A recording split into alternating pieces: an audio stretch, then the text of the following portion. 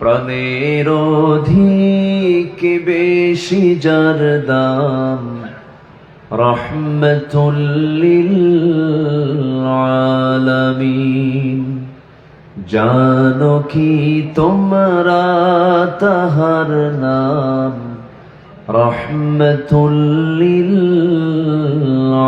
আলামিন। অসহায়ের বুকে যে জন গোপনে করে সওয়ার, দুরুদ পড়ে সুবহে ও শাম, রহমতুল লিল আলামিন। গরিবের আহার দিতেন নিজে হয়ে রোজাদার, নিয়মর ভালোবাসার খাম, রহমতুল লিল আলামিন। জানো কি তোমরা তাহার নাম, রহমতুল লিল আলামিন। আল্লাহুম্মা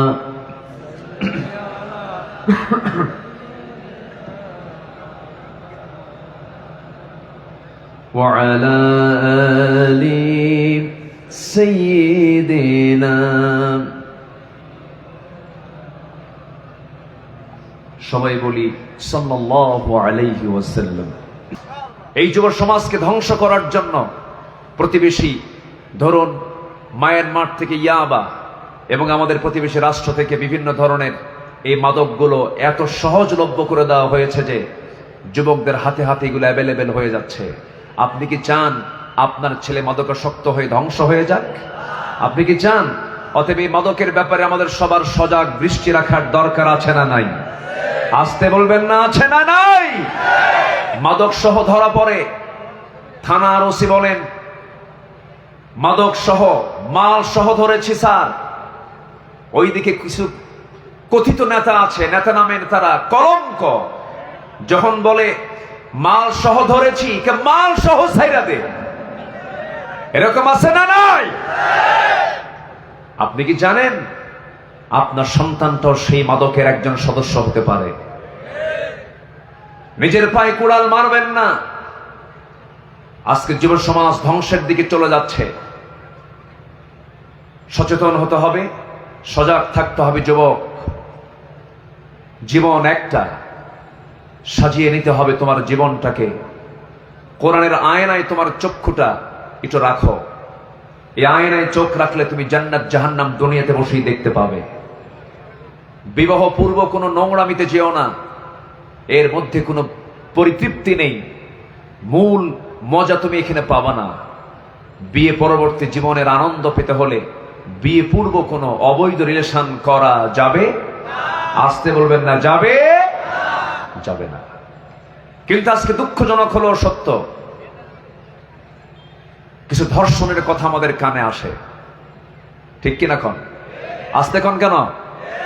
এই যে ধর্ষণগুলো করা হচ্ছে, অপ্রীতিকর কিছু কিছু পরিবেশ তৈরি করা হচ্ছে, ক্ষমতার মিস ইউজও হচ্ছে। এই জায়গায় আমাদের সজাগ দৃষ্টি রাখতে হবে, আমাদের চোখ কান খোলা রাখতে হবে। যেখানে অন্যায় দেখব প্রতিরোধের প্রাচীর গড়ে তুলতে হবে। মুসলমান রাজি আছেন? কারা কারা হাত উঁচু করে দেখান।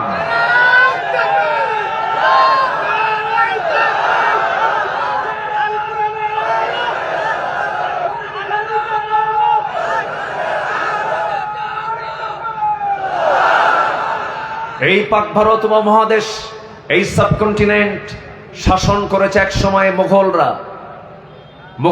মুঘল বংশের যিনি মূল স্থপতি জহিরুদ্দিন মোহাম্মদ বাবর, তার ছেলে সম্রাট আকবর, হুমায়ুন, শাহজাহান, আওরঙ্গজেব, এরপরে বাদশাহ জাহাঙ্গীর, এই সমস্ত বাদশারা তারা বাদশাহী করেছে এই উপমহাদেশে।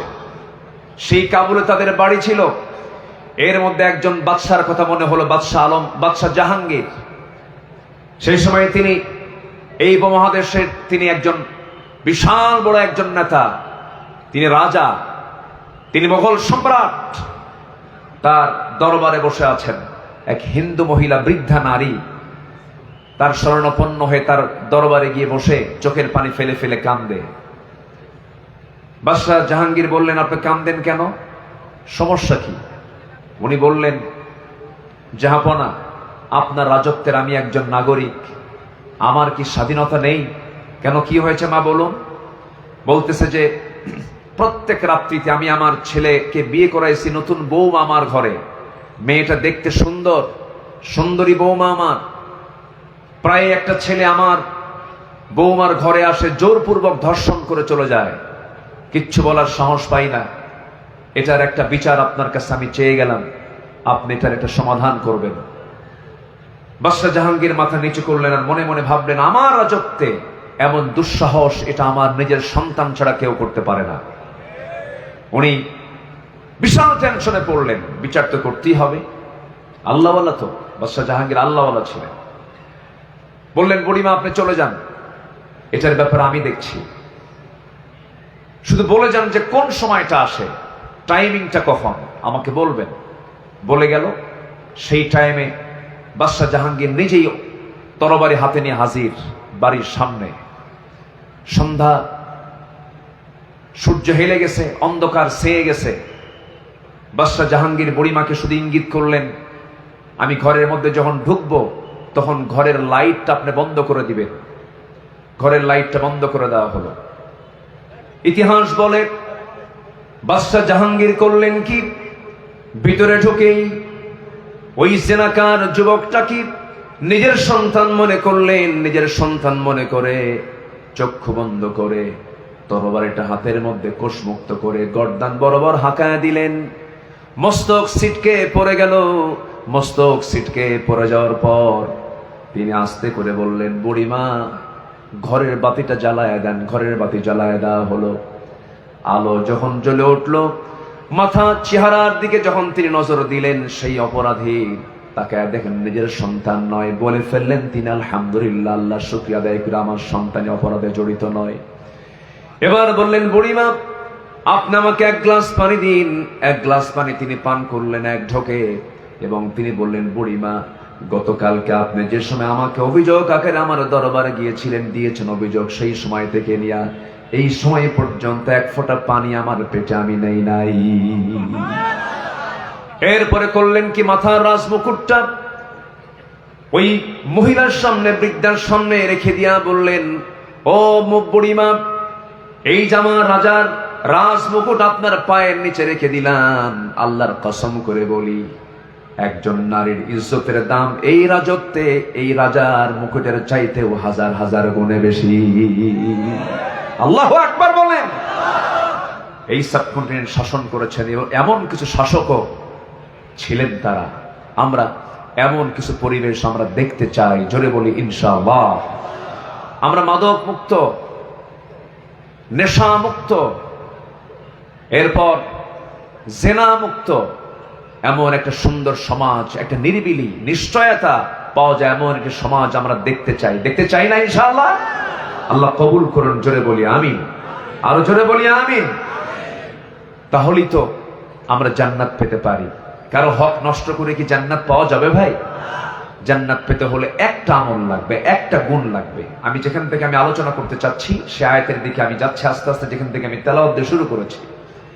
আল্লাহ রাব্বুল আলামিন সুন্দর করে বলেন, জান্নাতু আদলিন আল্লাতী ওয়া'আদার রাহমানু ইবাদাহু বিল গায়বি ইন্নাহু কানা ওয়া'দুহু মা'তিয়া লা ইয়াসমাউনা ফীহা লাগওয়ান ইল্লা সালামা ওয়া লাহুম রিজকুহুম ফীহা বুকরাতাও ওয়া আশিয়া তিলকাল জান্নাতুল্লাতী নুরিসু মিন ইবাদিনা মান কানা তাকিয়া।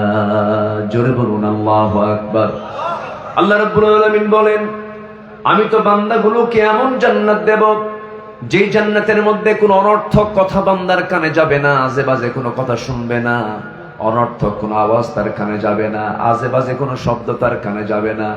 এমন জান্নাত তাকে দেওয়া হবে, সকাল বিকাল তার জন্য রিজিক বরাদ্দ থাকবে, মন যা চাবে তাই সে জান্নাতের মধ্যে পেয়ে যাবে। জোরে কোন সুবহানাল্লাহ। ওয়ালাকুম ফিহা মা তাশতাহি আনফুসুকুম, তোমার মন যা চাবে তুমি তাই পাবে। দুনিয়াতে মানুষ বুড়ো হয়ে যায়, জান্নাতে কি বুড়ো হওয়ার কোনো সুযোগ আছে? আজ থেকে বুড়ো হওয়ার কোনো সুযোগ আছে? জান্নাতে বুড়ো হওয়ার কোনো সুযোগ নাই। জান্নাতে চির যৌবন নিয়ে জান্নাতের অবস্থান করবে চিরকাল। সেখানে আল্লাহ পাক জান্নাতের হুরদের সাথে জান্নাতীদের বিয়ে পড়ায় দিবেন। কি পড়ায় দিবেন বলেন? তাহলে বিয়ে বহির্ভূত কোনো সম্পর্ক কখনো বৈধ হতে পারে না। কিন্তু আজকের সমাজে আমি যদি একটা প্রশ্ন করি, বলুন তো বিয়ে সহজ না জেনা সহজ? বলেন বলেন। জেনাকেই উৎসাহ দেওয়া হয়, জেনায় যেন একটা সহজ রূপ নিয়েছে, এমনটা দৃশ্য আমরা দেখতে চাই না। আমরা জেনাকে কঠিন দেখতে চাই, বিয়েকে সহজ দেখতে চাই। কি ঠিক কিনা? ঠিক কিনা? যুবকরা আকাম কুকামে কখনো যাবে না। জান্নাতে যেতে হলে জেনা মুক্ত যৌবন তোমাকে ধরে রাখতে হবে। এর জন্য আল্লাহ পাক এই সূরার ভিতরে, এই কোরআনের ভিতরে একটা টোটাল সূরাই নাজিল করেছেন যুবকদের জন্য, সূরা ইউসুফ। সূরা কি? ইউসুফ। চরিত্র গড়তে চাও? সূরা ইউসুফ পড়ো। কোন সূরা পড়ো? সূরা ইউসুফটা তুমি সুন্দর করে পড়ো। সাইয়েদনা ইউসুফ আলাইহিস সালাতু ওয়াস সালামকে শ্রেষ্ঠ রূপ আল্লাহ পাক তাকে দান করেছিলেন। এটা ছিল তার জন্য বিশাল বড় একটা পরীক্ষা। সেই বিশাল পরীক্ষায় সাইয়েদনা ইউসুফ আলাইহিস সালাতু ওয়াস সালাম ফেল করেছেন না পাস করেছেন? আসতে বলুন, ফেল করেছেন না পাস করেছেন? পাস করেছেন। সবার ইতিহাস কম বেশি জানা আছে। ইউসুফ আলাইহিস সালাতু ওয়াস সালাম কি ওই তৎকালীন দুনিয়ার সবচেয়ে সুন্দরী নারী যখন তাকে প্রেমের প্রস্তাব দিয়ে ফেললো, সেই সময় তিনি বলেন ইন্নী আখাফুল্লাহ, আমি আল্লাহকে ভয় করি। এমনকি শেষ পর্যন্ত সেই ঘর থেকে নিজেকে রক্ষা করার জন্য যখন দৌড় মারা শুরু করে দিলেন, দরজাগুলো পটপট করে খুলে গেল। পিছন দিক থেকে তার কামিসুহু মিন দুবুরিন, জুব্বাটা টেনে ধরা হলো। শেষ পর্যন্ত মামলার রায় হয়ে গেল। ইউসুফ আলাইহিস সালাতু ওয়াস সালামকে জেলখানায় ঢোকানো হলো। তিনি হাসতে হাসতে জেলখানার দিকে চলে গেলেন। নির্দোষ একটা মানুষ কারাবন্দী করা হলো, কিন্তু মানুষকে হাসি দিতে দিতে ভিতরে যখন চলে যেতে লাগলেন, তাকে প্রশ্ন করা হলো, ইউসুফ, মানুষকে জেলখানায় যাওয়ার সময় হাসে নাকি? তিনি বললেন, জেলখানে আমার কাছে এই মুহূর্তে প্রিয়, কারণ জেলখানে অন্তত জুলাইখার ডিস্টার্ব থাকবে না। যেরকম সুবহানাল্লাহ। কিন্তু আল্লাহর কি কুদরত! ইউসুফ আলাইহিস সালাতু ওয়াস সালাম একদিকে জেলখানায় ঢুকলেন, আল্লাহ তাআলা তার সম্মান মর্যাদা বাড়ায় দিয়া খাদ্য মন্ত্রীর দায়িত্ব নিয়ে সে জেলখানা থেকে বের হয়ে গেলেন। আমার বন্ধুগণ, বিশেষ করে যুবকদেরকে বলি, আজকের মাহফিলে যুবকরা আসছো, যৌবনটাকে কাজে লাগাও। আল্লাহ রাব্বুল আলামিন 7 শ্রেণীকে আরশ আজিমের ছায়ায় জায়গা দিবেন। এর মধ্যে এক শ্রেণী হলো এক প্রকার যুবক, শাবুন নাশা ফি ইবাদাতিল্লাহ, যে যুবক তার যৌবন কালটাকে ইবাদতে কাটায় দেয়, আকাম কুকামে তার জীবনটা নষ্ট করে না, নেশায় যায় না, অবৈধ সম্পর্কে যায় না, ডিভাইস আসক্ত হয় না, কোনো মাস্টার বেশনে যায় না। এরপরে মোবাইল মাধ্যম দিয়া, ডিভাইস মাধ্যম দিয়া কত গুনার কাজ আজকে চলতেছে। জুয়া খেলে, ক্যাসিনো খেলে, মোবাইল দিয়ে এমন যুবক বুঝি সাতক্ষীরাতে নাই? আসতে বলবেন না, আছে না নাই? অনেক পরিবারে আগুন ধরে গেছে। আমার পাশে চেয়ারম্যান মহোদয় বসে আছেন, উনি আমার আলোচনায় মনে হয় একটু সন্তুষ্ট হচ্ছেন, কারণ প্রায় ওনারই দরবার করতে হয়, ঠিক কি না? এই যে সিচুয়েশন গুলো, যুবকরা নষ্ট করো না, জীবনটা একটা সুন্দর করে সাজিয়ে নাও। নামাজ পড়তে হবে কন্টিনিউ। কয় ওয়াক্ত নামাজ? আসতে বলবেন না, কয় ওয়াক্ত নামাজ? 5 ওয়াক্ত নামাজটাকে কন্টিনিউ করবা। নাশায়া ফি ইবাদাতিল্লাহ, আল্লাহ তাআলা বলেন আমি তাকে আরশ আজিমের ছায়ায় জায়গা দেব সেদিন, যে যুবক তার যৌবনকালকে আমার ইবাদতে কাটায় দেয়। আল্লাহু আকবার বলেন। সম্মানিত ভাইয়েরা, সম্মানিত বন্ধুগণ, কিন্তু দুঃখজনক হলো সত্য, গোটা পৃথিবীর দ্বিতীয় বৃহত্তম মুসলিম জনপদ বাংলাদেশ, 18 থেকে 20 কোটি মুসলমানের বসবাস, 4.5 লক্ষ মসজিদের দেশ বাংলাদেশ, কিন্তু দুঃখজনক ফজরের সময় মুসল্লি খুঁজে পাওয়া যায় না। মসজিদ, এত মসজিদ এখন আমার দেশে, ফজরের সময় জোহর আসর মাগরিব এশায় যতটুকু হয় ফজরে তার চাইতে কম হয়, অথচ মানুষ ফজরের সময় বাড়িতে বেশি ওয়েট করে থাকে। মানে তো বাড়িতে মানুষ বেশি থাকে হলো ফজরের সময়, আসে না, আজান হয়, আসসালাতু খায়রুম মিনান নাওম স্লোগান শোনে, কিন্তু মসজিদে হাজির হয় না। মসজিদে হাজির হয় মোট 5 জন, এর মধ্যে ইমাম একজন, মুয়াজ্জিন একজন, 2 জন তো বাদ গেলই, আর থাকলো 3 জন। এই 3 জনের সদস্য হচ্ছে 3 বুড়া মানুষ। যখন বলা হয় আপনারা বুড়া মানুষ, আপনারা মসজিদে আসছেন কেন, না আসলেও তো হতো, বাবা বুড়ি বেঁচে নাই, বুড়ি থাকলে আমরাও আসতাম না। এই হলো মসজিদের দশা। আমি পাঁচপাড়ার এই পাঁচপাড়ার এই গ্রামের যুবকদেরকে আমি একটা দায়িত্ব দিয়ে যাব। যুবকরা, তোমরা যদি এই সিদ্ধান্ত নিতে পারো যে পাঁচপাড়ার গ্রামের যত যুবক আছে, যত প্রাপ্তবয়স্ক মুসল্লি আছে, মুসলমান আছে, প্রত্যেকে মসজিদে হাজির করার জন্য তোমরা দাওয়াতি কাজ করবে। আমি বলে যাচ্ছি আজকের এই মাহফিল আমি হলফ করে বলে যাচ্ছি, যেদিন আপনি দেখতে পাবেন পাঁচপাড়ার মসজিদ জোহর আসর মাগরিব এশার চাইতে ফজরের মুসল্লি বেশি হয়েছে, মসজিদ ভরে গেছে, আল্লাহর কসম সেই দিন থেকে এই গ্রামে কোনো মাদক, নেশা, জেনা, ব্যভিচার সব বন্ধ হয়ে গেছে। ঠিক কিনা?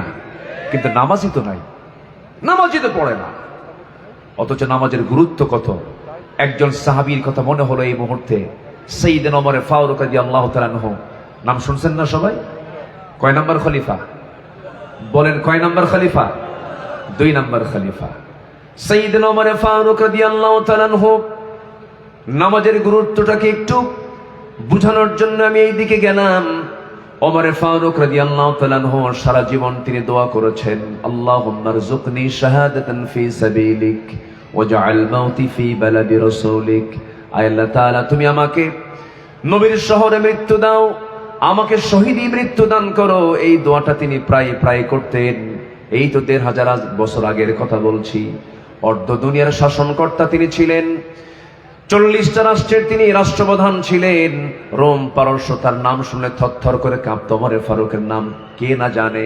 কেজরিওয়াল পর্যন্ত, ভারতের শ্রী মহাত্মা গান্ধী পর্যন্ত বলেছেন বর্তমান দুনিয়ার সমস্ত অশান্তি দূর করার জন্য মুসলমানদের শাসক ওমরের মতো একটা শাসক দারুণ দরকার। সেই ওমর ফারুক রাদিয়াল্লাহু আনহু নামাজের কি গুরুত্ব ছিল দেখেন। তিনি দুনিয়া থেকে বিদায় নেবেন, এই দোয়া প্রায় করতেন। কোন এক ফজরের নামাজ পড়ার জন্য তিনি বাড়ি থেকে বের হলেন, মসজিদের দিকে রওনা দিয়েছেন। শাসকরা নামাজ পড়বেন আবার পড়াবেন। যে শাসকের মধ্যে নামাজ পড়ানোর যোগ্যতা থাকবে সে হচ্ছে একজন অবশ্যই যোগ্যতা সম্পন্ন শাসক। কারণ মুসলমানদের শাসক হওয়ার জন্য সবচেয়ে বড় যোগ্যতা হলো তিনি নামাজের ইমামতের যোগ্যতাও রাখবেন। আস্তে কন কেন, আস্তে কন কেন? আমার নবীজি শাসক ছিলেন, আবার তিনি রাষ্ট্রনায়ক ছিলেন। ওমর ফারুক সেই ধারাবাহিকতায় ফজর নামাজ পড়ানোর জন্য মসজিদের দিকে রওনা দিলেন। সর্বশেষ নামাজ সেদিন তার, নামাজ পড়ার জন্য চলে গেছেন, মুসাল্লায় দাঁড়ায় গেছেন। প্রথম রাকাত সুন্দর করে নামাজ পড়েছেন। দ্বিতীয় রাকাতে রুকুতে যখন চলে গেলেন, রুকুতে যাওয়ার সঙ্গে সঙ্গে এতটাই এক জালিম এসে তার ডান দিকে পেটের ভিতরে বিষাক্ত চাকু ঢোকায় দিল। নামাজ আর পড়তে পারলেন না, সেভ করার জন্য তিনি নামাজ ছেড়ে দিলেন। নামাজ ছেড়ে দেওয়ার সঙ্গে সঙ্গে আবার উপর্যুপরি আবার হামলা হলো। তল পেটে বিষাক্ত চাকু 2 বার ঢুকায় দেওয়া হলো। পেট থেকে ভুঁড়িগুলো বের হয়ে গেল কিছু অংশ। ওই ওমর ফারুক রাদিয়াল্লাহু আনহু সেন্সলেস হয়ে জমিনে পড়ে গেলেন। মাথা উঁচু করে আর দাঁড়াতে পারলেন না, সেন্সলেস হয়ে পড়ে আছেন। কয়েক ঘন্টা চলে গেল। সমস্ত মুসল্লিরা জালিমকে ধরে ফেললো, পাকড়াও করে ফেলার পর তিনি সেন্সলেস হয়ে পড়ে আছেন। সকালবেলা হয়ে গেছে, ফজর নামাজ তো তার পরিপূর্ণ হয় নাই। সকালবেলা যখন তার চক্ষুটা তিনি খুলে ফেললেন, সেন্সটা ফিরে পেয়েছেন, কোনোভাবে রক্ত ঝরছে শরীর থেকে। সামনের দিকে তাকায় দেখেন তার সন্তান আব্দুল্লাহ ডুকরে ডুকরে কান্দে। ওমর ফারুক বলেন, আমার কলেজার টুকরা আব্দুল্লাহ, তুমি কাঁদো কেন? তুমি কেন কান্নাকাটি করছো? তোমার বাবা ওমরের সারা জীবনের দোয়া ছিল আমি যেন শহীদে মওত যেন পাই, শহীদে মওত যেন আল্লাহ পাক আমাকে দিয়ে দেন। আমি বড় ভাগ্যবান। আমাকে যে আঘাত করেছে সে অন্য ধর্মের মানুষ, সে একজন অগ্নি পূজক, আবু লুলু মাজুসি, সে আমাকে আঘাত করেছে। আমি নিশ্চিত আমি শহীদ হয়ে যাব, নবীর শহরে আমার মৃত্যু হয়ে যাবে। আব্দুল্লাহ কেঁদো না, আমার জন্য পানি আনো তো। দৌড় মেরে এক গ্লাস পানি তার সামনে নিয়ে হাজির করলেন। ওমরে ফারুক বলছেন, কলিজার টুকরা আব্দুল্লাহ রে, তুমি যে আমার জন্য পানিটা আনছো, এই পানি কিসের পানি আনলা? কাব্বা, তৃষ্ণার জন্য মনে হয় পানি চাচ্ছেন, পানি পান করার জন্য পানি আনছি। ওমরে ফারুক বলছেন, আল্লাহর কসম করে বলি আব্দুল্লাহ রে, আমার কলিজার টুকরা সন্তান, আমার কলিজায় চুল পরিমাণ কোনো তৃষ্ণা নাই, আমার পানির কোনো প্রয়োজন নাই। আমার সবচেয়ে বড় তৃষ্ণা হলো ফজর নামাজ শুরু করেছিলাম, প্রথম রাকাত পড়তে পেরেছি, দ্বিতীয় রাকাতে রক্তাক্ত হয়ে আমি অজ্ঞান হয়ে পড়েছিলাম, ফজর নামাজটা আমার কমপ্লিট হয় নাই, ওযুর পানি দাও, ওযু বানায়া ফজরটা আমার আদায় করা দরকার। আল্লাহু আকবার, আল্লাহু আকবার। নামাজের মধ্যে তাদের কি মজা ছিল, নামাজের কি গুরুত্ব তাদের মাঝে ছিল। সঙ্গে সঙ্গে ওযুর পানি দেওয়া হলো, কিতাবে এসেছে ওযু বানালেন, ওযু বানায় নামাজে দাঁড়াবেন কেমনে, ভুঁড়িগুলো বাইরে বের হয়ে এসেছে। সন্তানকে ডাক দিয়ে বলে, সন্তান রে একটা গামছা দিয়ে দাও। গামছা দিয়ে তিনি পেট বাঁধলেন, ভুঁড়ি সহ পেট বাঁধলেন। নামাজে দাঁড়াবেন, দাঁড়িয়ে নামাজ পড়বেন, কিন্তু শরীর থেকে রক্তগুলো গড়ে গড়ে দুর্বল হয়ে গেছেন, তিনি পারলেন না দাঁড়িয়ে। বসে পড়বেন, বসেও পারলেন না, শুয়ে শুয়ে ইশারা করে সর্বশেষ নামাজ তিনি আদায় করলেন। আদায় করার পরে বলছেন, কলিজার টুকরার সন্তান আব্দুল্লাহ, আমার সারা জীবনের শখ ছিল আমি নবীর পাশে ঘুমাবো। বছর দুয়েক আগে প্রথম খলিফা আমার ভাই আবু বকরকে নবীর পাশে ঘুমায়া দিয়েছি। আমার বড় শখ, আমিও নবীর পাশে ঘুমাতে চাই, কিন্তু জায়গা তো আমার না, জায়গা তো আম্মা জান আয়েশা সিদ্দিকা রাদিয়াল্লাহু তাআলা আনহার। অতএব তুমি আমার পক্ষ থেকে তার দরজায় গিয়ে কড়া নেড়ে আমার প্রস্তাবটা দিয়ে আসো, যে বলো ওমর তার কাছে কবরের জায়গাটা ভিক্ষা চেয়েছে, একটু যে বলো। যে যখন তার সামনে যখন এমন আবদার করা হলো, আম্মা জান আয়েশা কাঁদতে কাঁদতে বলছে, না হারে, জগৎধন্য একজন খলিফা, অর্ধজাহানের একজন খলিফা ওমরের মতো মানুষ আমার কাছে একটা সামান্য জায়গার আবদার করেছে, আমি আয়েশা আমার কবরের জায়গা অংশটুকু আমি ওমরে ফারুকরে দান করে দিলাম। আমার নবীর কবরের পাশে দুজন শুয়ে আছেন, এখনো ইতিহাস যাই দেখে আসেন। এই যে 6 মাস আগে গিয়েছিলাম, তাদের দুজনকে উদ্দেশ্য করে একটা আয়াত নাযিল হয়েছিল, লা তারফাউ আসওয়াতাকুম ফাওকা সাওতিন নবী, তোমরা তোমাদের আওয়াজকে নবীর আওয়াজের চাইতে বড় করো না। শায়াত খচিত, শায়াতের নিচেই তারা শুয়ে আছেন। আমার নবীর কবরের সাথে সাথেই তাদেরকে দাফন করা হয়েছে। আমার বন্ধুগণ, ওমর ফারুক রাদিয়াল্লাহু তাআলা আনহু রাসূলকে খুব মহব্বত করতেন, খুব ভালোবাসতেন। শুধু ওমর নয়, যত সাহাবী পৃথিবীতে এসেছেন, নবীর সঙ্গে যারা সহবত পেয়েছেন, প্রত্যেকটা সাহাবীর মর্যাদা এত বেশি যে এত সম্মান তাদেরকে আল্লাহ রাব্বুল আলামিন দিয়েছেন। এত সম্মান দেওয়ার যতগুলো কারণ আছে, আমি যতটুকু ভাঙ্গাচোরা স্টাডি করে দেখেছি, আল্লাহর কসম করে বলছে, আমার কাছে মনে হয় প্রত্যেক সাহাবীরা জীবনের চাইতে রাসূলকে সবচাইতে বেশি ভালোবেসেছেন। যেরকম সুবহানাল্লাহ। আমার ভাইরা, আমার বন্ধুগণ, রাসূলকে কি পরিমাণ ভালোবেসেছেন তারা, তাদের প্রত্যেকের জীবন থেকে যদি আপনি একটু জানতে যান, বহু ইতিহাস পেয়ে যাবেন। আমার বন্ধুগণ, আমি যে আয়াতটি তেলাওয়াত দিয়ে শুরু করেছিলাম, একটা আমল করলে পরে বান্দাকে জান্নাত দেওয়া হবে। কয়টা আমল করলে পরে বলেন? একটা আমল করলে পরে বান্দাকে জান্নাত দেওয়া হবে। সে একটা আমল হলো, সে একটা গুণ প্রত্যেক বান্দার মধ্যে থাকতে হবে, সেটা হলো মান কানা তাকিয়া, যে বান্দা মুত্তাকি হবে, যে বান্দা খোদাভীরু হবে, যে বান্দা কাউকে না ভয় করে, একমাত্র কেবলমাত্র শুধুমাত্র যাকে ভয় করবে তিনি আমার, চিল্লায় বলুন কে? জোরে বলেন, তিনি আমার কে? আল্লাহকে ভয় করতে হবে। আল্লাহকে যদি ভয় করতে পারি, তাহলে আমি সেই লোভনীয়, সেই কামনীয়, সেই প্রত্যাশিত, একটা অকল্পনীয় জান্নাত আমরা পাবো। জোরে বলি ইনশাআল্লাহ। কিন্তু আমি যে আল্লাহকে ভয় করি, এটার সিমটমটা কি? আমি যে মুত্তাকি পরহেজগার, এটার কিছু সিমটম আল্লাহ পাক কোরআনের বিভিন্ন জায়গায় তুলে ধরেছেন। 12টি পয়েন্টে আমি একটু বলতে চাচ্ছি। এবং আল্লাহ তাআলা সূরা কোরআন শুরু করেছেন মুত্তাকিদের গুণ দিয়ে, যারা পারেন